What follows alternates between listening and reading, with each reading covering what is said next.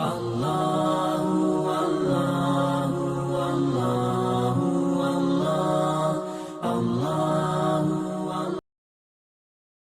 Ibu, kita sudah sampai kepada bagaimana kita memahami secara tauhid atau mengagungkan Allah dalam ruku. Jadi kemarin kita sudah bicarakan bagaimana ruku itu sesungguhnya sampai kita mendapatkan makna-makna tauhid di dalamnya. Jadi kita kembali bahwa kita ruku itu secara fikih kan selesai ini. Secara fikih itu masalah secara fikih, yang penting sudah. Kalau bila melempui kamutukmu, kata nyutukmu, ya sudah selesai. Tidak usah lagi terlalu dibahas berulang-ulang. Tapi yang kita mau memahami adalah makna. Jadi ruku itu adalah di situ kemarin kita mengatakan bahwa apa makna ruku itu, di situ ada kepala, engkaulu. Hewan juga ruku tapi punya kepala, tapi isinya berbeda. Mereka adalah otak yang berlaku insting.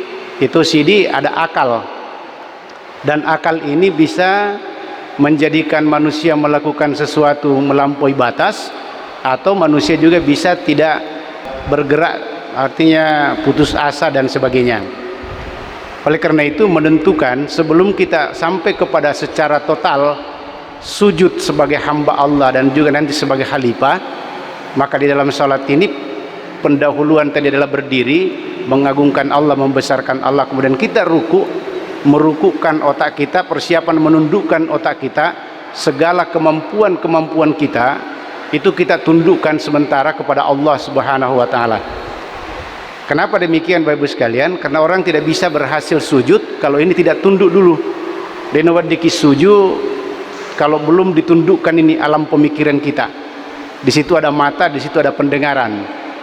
Apa bahayanya jemaah sekalian? Ada satu ayat ini dalam surah Al-A'raf dan sering disampaikan oleh ustaz-ustaz ini. A'udzubillahi minasyaitonirrajim. Wa laqad zara'na li jahannama katsiran minal jinni wal ins lahum qulubun la yafqahuna biha wa lahum a'yunun la yubsiruna biha wa lahum adhanun la yasma'una biha ulaika kal an'am bal hum adal ulaika humul ghafilun. Bayangkan sekalian bahwa sungguh Allah itu akan mengisi neraka. Ya Rabbuna Allah Ta'ala maka dia ulise gitu neraka. Macam polisi gitu lisek ni tu neraka ni ga lahum qulubul la yafqahuna bika. Ada hati, ada akalnya, tapi dia tidak tunduk memahami kebesaran Allah.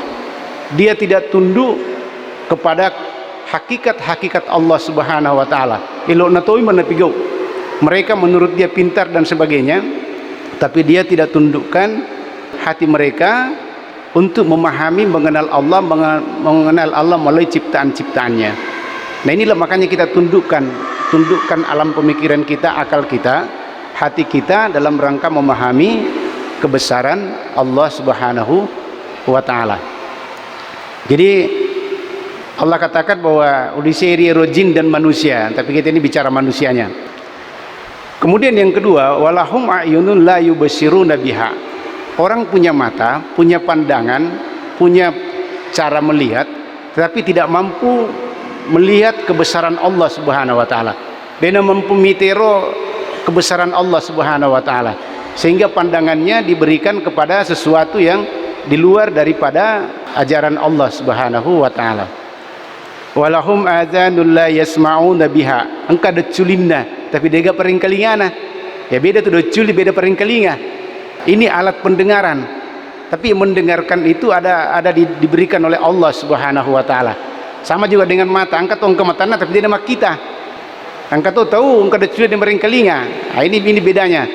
Yang memberikan kita penglihatan itu adalah Allah Subhanahu wa taala. Tapi semua dipakai tidak membesarkan Allah, tidak memahami kebesaran Allah Subhanahu wa taala. Ulaika kal an'am, kata Allah, mereka orang seperti ini itu mapakwe pada koloe. Begitu rendahnya jemaah sekalian. Manusia tadi ini ditinggikan oleh Allah, diberikan rahmat oleh Allah, diberikan petunjuk, diberikan fasilitas akal, pendengaran, penglihatan, dan bentuk tubuh yang sempurna. Bentuk tubuh yang sempurna ini ilaki pungan Allah Ta'ala. Tapi pada saat tidak berfungsi semua itu, dia namak kiguna yero ada nama kigunir lo kupung Allah Ta'ala, maka dia Allah katakan kal an'am, itu mapakui pada lo koloe, ya pada lo koloe, bal adal, ya bal hum adal, bahkan mereka lebih rendah dari binatang ternak. Wah, meriawa pina lo koloe. Bagaimana kira-kira Bapak sekalian? Jadi dia kira rupa tahu tidak difungsikan betul ini akal kita, pendengaran kita dengan melihat kebesaran Allah Subhanahu wa taala atau japwiro ma'rifatullah, maka ini tidak ada artinya kita hidup. Ini mau siaga warang parang ipunai, namo siaga jabatate ipunai, itu ga gunana. Karena Allah menyatakan kamu lebih rendah dari binatang. Kamu lebih rendah dari binatang. Makanya biasa kita melihat angka tahu matan dapat disengena, naiknya sifat-sifat nama kilo lebih rendah dari binatang. Angka tahu mega warang parana banyak pendukungnya, tapi ampe kedona di tengah masyarakat dia lebih jelek dari binatang, dia lebih ganas daripada harimau. Ya kok harimau kira-kira namanya mui nandri agak seni, tapi kalau dia tidak, digilas semua. Yang penting dia bisa mendapatkan apa yang diinginkan. Ulaika humul gafilun. Inilah yang dimaksud Allah adalah itu mempakwe orang yang lengah, lalai. Jangan sampai kita lalai jamaah sekalian, jangan sampai kita lalai. Oleh karena itu diingatkan kita di saat kita ruku, ditundukkan akal pikiran kita, hati kita untuk kebesaran Allah Subhanahu wa taala, bahwa tidak ada yang saya tahu kecuali Allah, dari Allah Subhanahu wa taala. Jadi acaku agakku ya resokak semua kita kepada Allah Subhanahu wa taala, dan itu masih dalam taraf ruku, belum merendah secara total. Kemudian selanjutnya setelah kita pada saat mengagungkan Allah, mentasbihkan Allah, mensucikan Allah dengan bacaan subhana rabbil azim, ya wa bihamdi, atau subhanakallahumma rabbana wa bihamdika allahumma gfirli, atau subuhun kudusun, terserah kita bacaan kita mana. Jadi ulama menyatakan silakan memilih bacaan, kalau perlu nasab pada baca mana ngiro.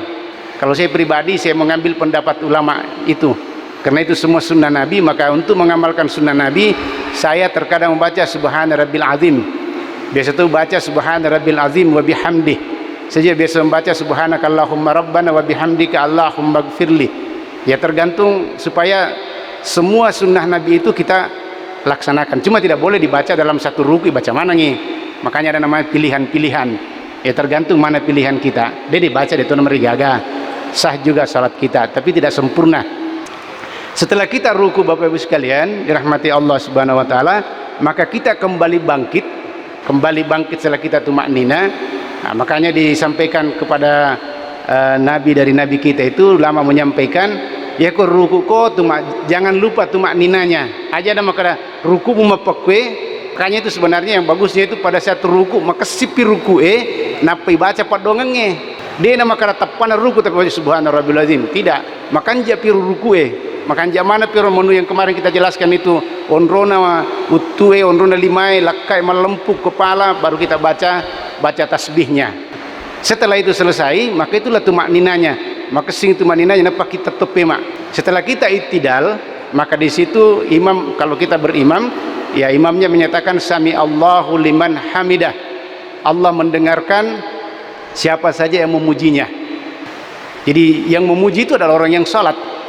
Jadi kita kembali memuji, maka kita membaca Rabbana lakal hamdu. Ada yang menyatakan Rabbana walakal hamdu, engkau malampe. Ada bacaan lain, ada juga melus sama dan sebagainya. Tapi minimal kita membaca Rabbana lakal hamdu, wahai Tuhan kami, kepadamulah kami memuji. Jadi tidak terlepas pujian kita masih memuji kepada Allah. Ada di situ secara fikihnya, ipa nawadiki magesena, ibaca padoe kemalempuk piro gesene. Jangan langsung turun melempuk, makanya Nabi tak ya kau tetok ko pole ruku lisu ya tulang kembali itu terasa, baru anda sujud bergerak kembali. Engkau tahu dia bahwa sami Allahu liman hamidah tapi mepakunin noe. Ini yang menyalahi petunjuk Nabi. Ya, pakan jaki jelo tato ketemu, bahkan kalau lama tidak apa-apa. Ya, membaca doa-doa yang ada dia syaratkan. Ya, sesudah itu baru kita sujud. Nah kemudian Bapak Ibu sekalian, berangkat dari tidak turun ke sujud. Nah ini setelah kita masih dalam pujian Allah, masih memuji Allah, tidak terlepas terus itu. no kiro ya ini dua ini sering terjadi agak seni, biasa terjadi perdebatan. Iro perdebatannya siapa yang mulai kegena semariolo iro utu ega jolo lima ega jolo ya ini biasa menjadi perdebatan, padahal sebenarnya dua-duanya boleh dilakukan. Yang mau sujud sebenarnya begini, hadis pertama itu dikatakan bahwa Nabi itu sujudnya dengan tangannya. Nah, itu menurut syarah ulama menyatakan maka di situ ada seperti ibil, unta secara umum, unta tidak ada beban. Maka unta tidak ada beban itu dia turun dengan kaki belakangnya utuk najolo karena tidak ada beban. Kemudian pada saat menjelang Rasulullah itu meninggal 3 tahun akan meninggal, sebelum meninggal ada seorang sahabat Nabi Abu Hurairah itu betul-betul mempelajari agama dan ingin tahu betul agama karena terlambat bergabung, menurut pahamnya dia terlambat, maka dia melihat betul Nabi, dia melihat Nabi itu turun dengan tangannya dulu. Maka di situ dikatakan di situ ada ulama menyatakan ada di situ dikatakan unta yang punya beban. Tadi unta yang tidak punya beban, sekarang unta yang punya beban.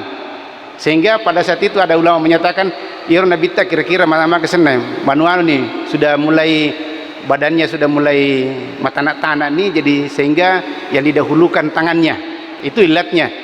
Tapi ulama menyatakan silahkan lakukan dua-duanya.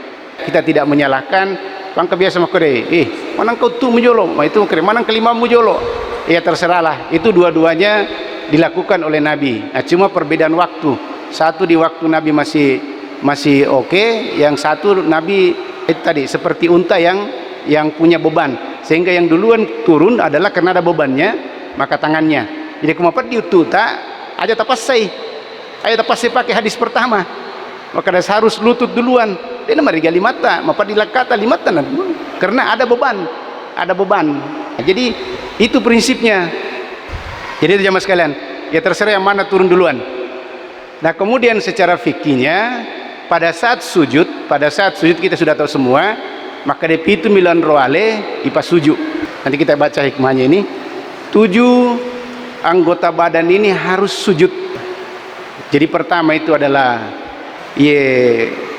kening, ada mengatakan jidat dengan kening ditambah dengan hidung, kemudian telapak tangan yang dirapatkan diangkat sedikit supaya sikunya naik, tidak boleh menjulur seperti anjing ya. Kemudian duduk dua to rapat turun, kemudian jari-jari kaki boleh rapat, boleh renggang. Kalau tarji Muhammadiyah menyatakan yang mana yang bagus menurut yang sholat. Ya kemakanya namanya mangina sedih kuna parapa makku aja ni mondri silakan rapatkan tidak apa-apa. Ya kudena puji rapa kira-kira menyamai kuna bengkak-bengkak ngecek di makku direnggangkan, itu yang dilakukan karena semua punya dalil. Jadi tidak usah kita melihat bahwa kenapa begini, yang jelas 7 anggota badan harus sujud. Kalau Imam Syafi'i menyatakan bahwa iro keding atau jidat ini rapat di tanah itu harus sama dengan hidung, harus dibawa ingat angkat biasa to suju lindro napa suju napa cuai dena rapa ingat nah. Ini kata Imam Syafi'i tidak sah dena sa sujud atau mapakwe karena diperintahkan itu sama ini, itu dalam fikihnya. Kemudian yang tangan sama ini mereka masih seperti biasa ya, makanya Nabi tak kamu taruh limamu akai sikung bengkak-bengkak nih ya makor kira-kira kan buka-buka makwe karena Nabi begitu kelihatan ketiaknya kata sahabat. Tetapi ini berlaku bagi imam.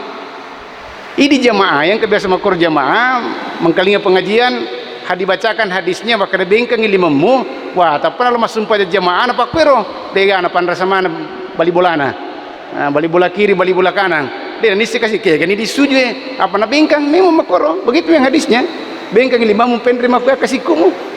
Tapi ini tidak berlaku kita untuk yang salat jamaah. Bayangkan kamu pokok mana ke? Wah, dia naga gondrong yang gitu. Nah, ini yang menjadi perlu dipahamkan saudara-saudara kita. Maka dia, iya ko imang yang imaki dan mereka malat. Kan itu gak bali bolana. Tapi ku ini Apalagi kita rapat, wah masa milik degaan kasih tawana degaan. Jadi tapi yang kata biasa na pasai, na sorong yang kata biasa witero, na sorong isi kuna. Itu kita mai dia, ada cocok. Jadi mengganggu kekhusyuan salat. Nah kemudian Bapak Ibu sekalian dirahmati Allah Subhanahu wa taala. Ini dalam sujud ini ada istilah sujud yang kita dapatkan. Pertama istilah sujud yang biasa sujud syukur. Ya kebiasaan akan nikmat, akan deceng, langsung kita sujud karena kita bersyukur kepada Allah Subhanahu wa taala. Biasa misalnya tapang kekariba, maka ada anaknya misalnya berhasil menyelesaikan studinya, tapaning kalinya kariba dia mendapatkan nilai sekian tertinggi di kampus, alhamdulillah tapas sujud syukur. Pagolo ya gawi tamakotoro kuma patame golo pagolo kula pengange yang Islam itu langsung sujud syukur. Ini mendapatkan. Jadi memang perlu perlu disampaikan, ditradisikan. Ya, agak gini konakan naki deceng. Ada lagi sujud tilawah. Dibaca ayat-ayat sajadah dan kita sujud. Nah, disinilah sebenarnya setan itu mengiri setannya sebenarnya itu. Kalau sujud tilawah ki kayak apun Adam. Artinya dia disuruh sujud dan dia sujud. Suruh gondran itu sia nasang disuruh kat sujud tapi membangkang kak. Saya tidak mau sujud. Kemudian ada sujud sahwi, tapi itu pembahasannya lain. Sujud sahwi sujud pengganti karena lupa ki. Kayak biasa tuh nih fikihnya sudah kita bahas di sini. Kita tidak bahas itu hanya model-model sujud. Kemudian sujud ini di dalam bahasa Arab itu ya sajadah, sujudan. Jadi itu diartikan sebagai lindro hingga telapak tangan, lutut dua, kemudian ujung kaki pada kondisi serentak berada di lantai. Dia semua berada di lantai dengan tujuan tertentu, itu karena Allah Subhanahu wa taala. Sehingga Nabi menyatakan di dalam hadisnya bahwa saya diperintahkan itu, jadi diperintahkan untuk bersujud 7 anggota badan. Umirtu an asjuda ala sab'ati azumin ala jabahat wa syarab biyadihi ala anfihi wal yadaini warukbataini wa atrafit qadamaini.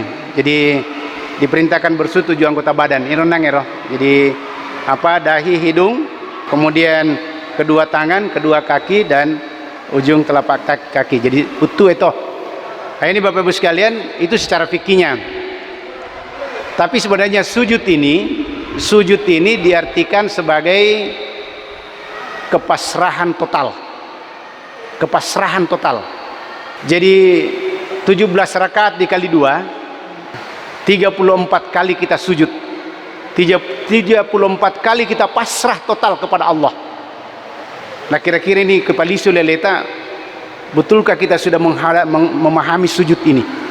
Tadi kita sudah ruku, kita kendalikan, kita rukukan, kita sujud, betulkah kita sudah salat? Makanya itu banyak ulama menulis, sudah benarkah salat Anda?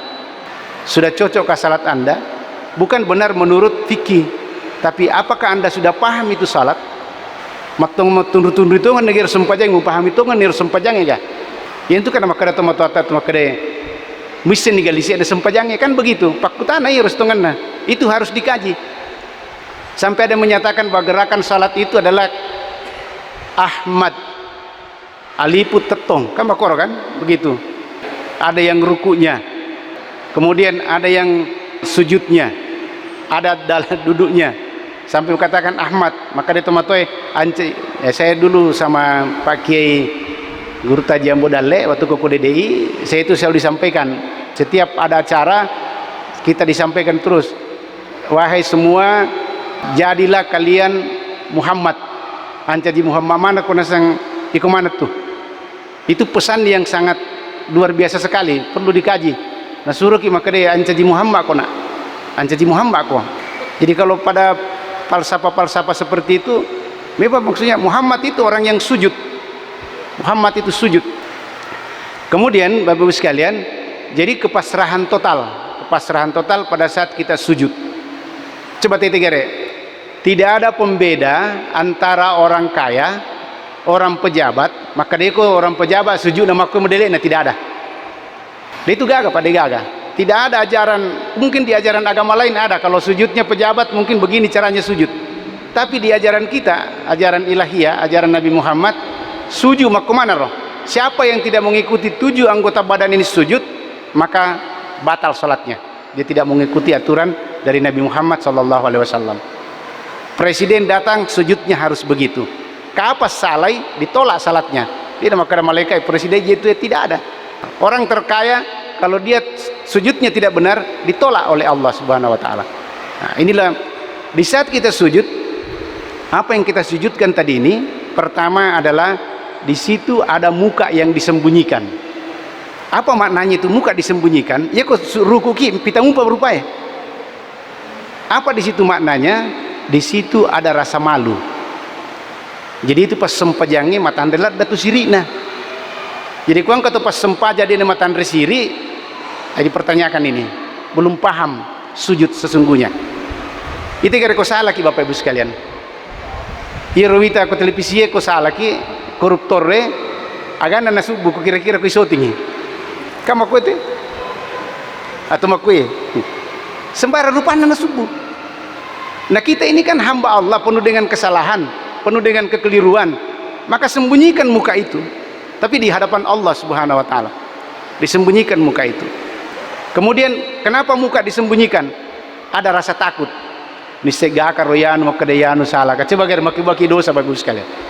Maki buat digere dosa natapang ketemu miseki. Tanda tulu makali cibuling. Enggak nisi enggak yano, tulu makali cibuki.